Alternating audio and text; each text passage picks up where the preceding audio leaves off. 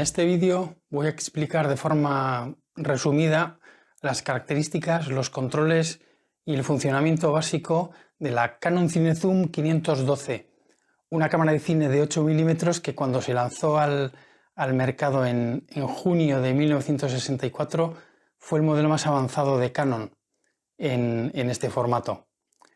Se lanzó justo el mismo año en el que nació el nuevo sistema Super 8, que fue el que terminó imponiéndose como formato de cine doméstico porque era más fácil de utilizar, más automatizado y por tanto era más vendible para las masas. A pesar de que el Super 8 tenía mayor superficie de fotograma y por tanto un poco más de resolución, tuvieron que pasar muchos años hasta que las cámaras de Super 8 consiguieron llegar a ofrecer las mismas posibilidades técnicas a las que llegaron las últimas cámaras de 8 mm como es esta CineZoom 512. Y es que esta cámara tiene de todo, tiene una óptica fabulosa con un zoom de 5 aumentos y una apertura máxima de diafragma de solamente 1,2. De ahí su nombre, 512, el 5 por los aumentos del zoom y 12, pues 1,2 por la luminosidad de la lente. Tiene también un fotómetro que funciona de maravilla. Incluso comparándolo con un fotómetro moderno que podamos utilizar externamente, las mediciones del fotómetro de la cámara son realmente buenas.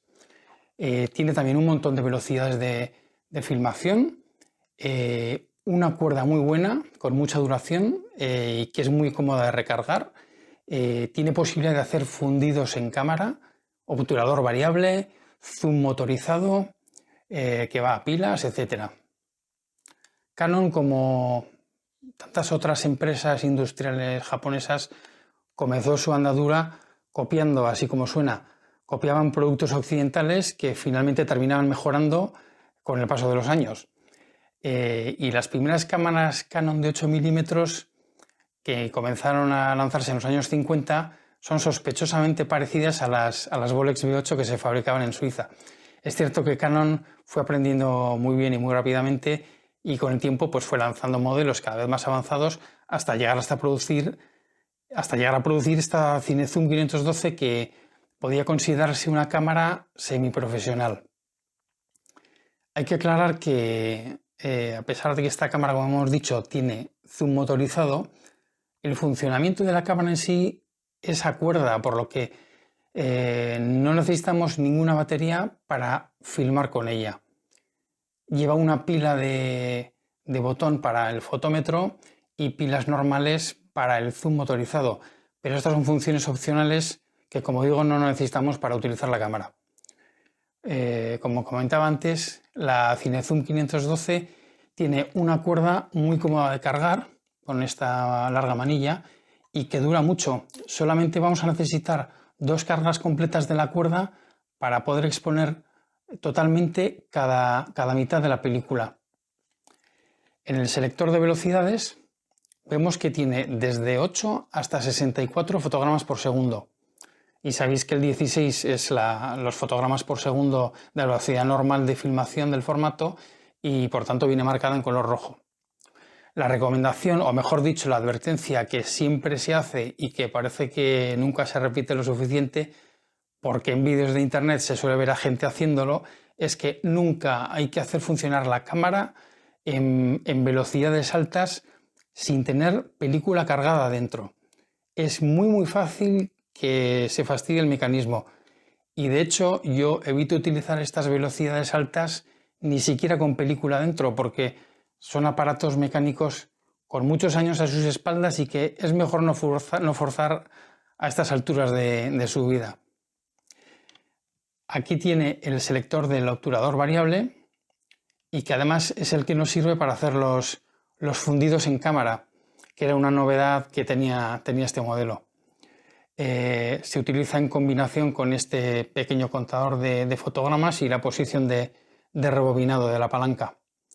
En las cámaras de 8 o de Super 8 que tienen esta opción de hacer encadenados o fundidos en cámara, que son realmente muy pocas, yo desaconsejo utilizar esta función por varias razones. Primero, porque en el mejor de los casos no terminan de quedar demasiado bien.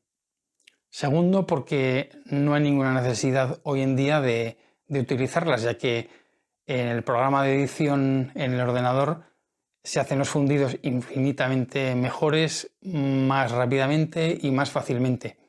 Pero es que además en este modelo en particular es especialmente complicado hacer el fundido. Es un poco lioso el uso de la palanca y además hay que andar contando fotogramas en este contador, rebobinar, marcha atrás. Así que mi consejo es que os olvidéis de hacer fundidos con esta cámara. Lo que sí es interesante, en cambio, es utilizar el obturador variable que está en la misma palanca y que se puede utilizar para hacer fundidos a negro o para filmar con el obturador más cerrado, por ejemplo, para determinadas condiciones de luz extrema. Aquí tiene el botón disparador, aunque también se puede utilizar indistintamente el gatillo disparador que trae la empuñadura de la cámara, si es que la tenemos puesta. Y este selector que rodea el botón tiene 3 posiciones. Tiene una R, que es para disparo normal, mientras mantenemos pulsado el botón, la cámara funciona. Tiene posición L para bloquearlo en modo disparo y poder quitar el dedo y, por ejemplo, poder filmarnos a nosotros mismos desde lejos. Y tiene un 1 que sirve para disparar fotograma a fotograma, que se utiliza, por ejemplo, para hacer animaciones, títulos en movimiento, en fin, todas estas cosas.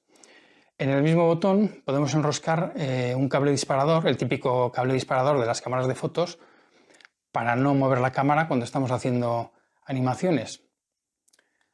Por delante vemos el visor del fotómetro, que es el que tendremos que ajustar la sensibilidad de la película que hayamos puesto si es que estamos utilizando el fotómetro. Tendremos que hacerlo coincidir con el obturador variable que tengamos seleccionado en ese momento en la palanca, totalmente abierto, a mitad de apertura o un cuarto de apertura.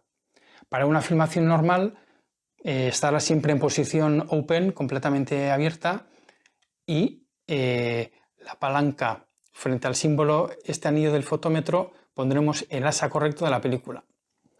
En el otro lado, además de la puerta del compartimento de la película, tenemos esta pequeña rosca negra que sirve para seleccionar la apertura de diafragma en la cámara.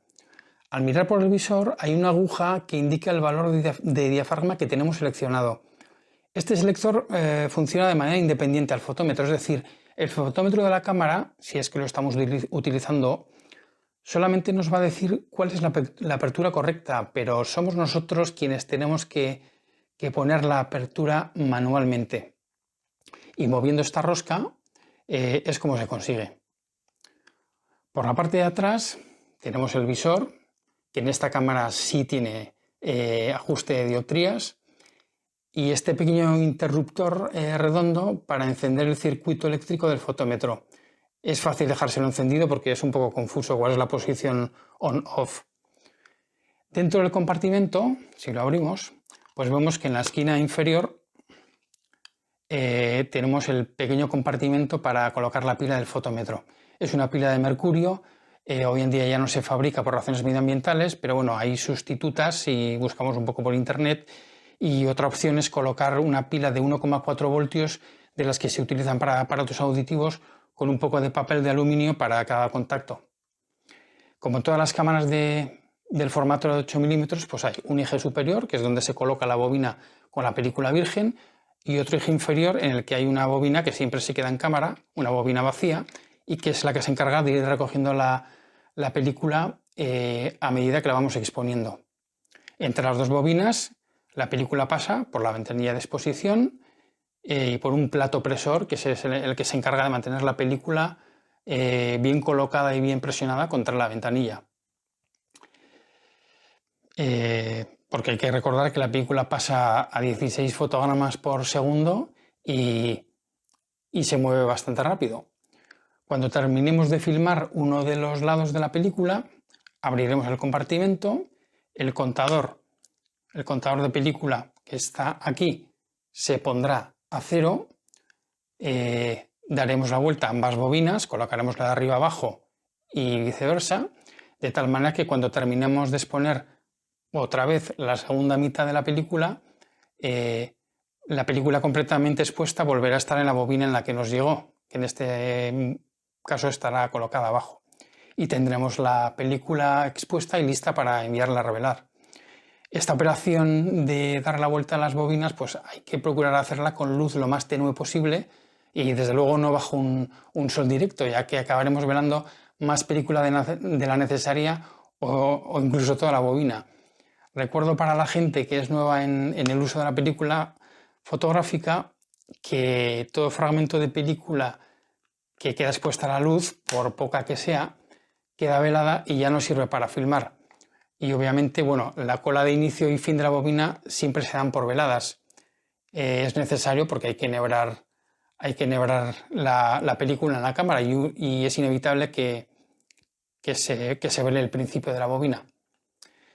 Pero bueno, en otro vídeo pues procuraré enseñar a cargar la cámara con película de verdad. La empuñadura es opcional y se enrosca en la misma rosca del trípode. Tiene un gatillo que podemos utilizar como disparador. Estas cámaras tienen todas, al menos originalmente, su maletín de cuero negro con cerradura y llave, lo que nos permite transportar la cámara muy bien protegida y con todos sus accesorios dentro, como filtros, etc. Algo muy bueno además de esta cámara es que venía con un teleconvertidor que podía colocarse delante del objetivo, multiplicando por 1,6 los aumentos del objetivo, lo cual nos proporcionaba un zoom brutal para la época. Muchas de las cámaras que se venden hoy en día pues han perdido este accesorio, pero esta en concreto lo tiene todavía. La Canon CineZoom 512, a pesar de ser una cámara excelente, tiene un punto débil, o al menos algo en lo que hay que fijarse si vais a comprar una, y es en el muelle de su cuerda. Parece ser que a partir del número de serie 110.000 o algo así, o 120.000, dejaron de utilizar acero sueco para la fabricación del muelle y lo sustituyeron por acero japonés, que parece ser que no era tan bueno. Y estas son las cámaras que con el tiempo parece que dan algún problema con la cuerda. No tiene que pasar nada, pero si estáis pensando comprar una y tenéis la opción, procurad que tenga un número de serie bajo. Y básicamente este es el funcionamiento de esta cámara, de forma muy resumida y en formato vídeo para que el que la tenga pueda comenzar a utilizarla o por lo menos a comprenderla un poco mejor.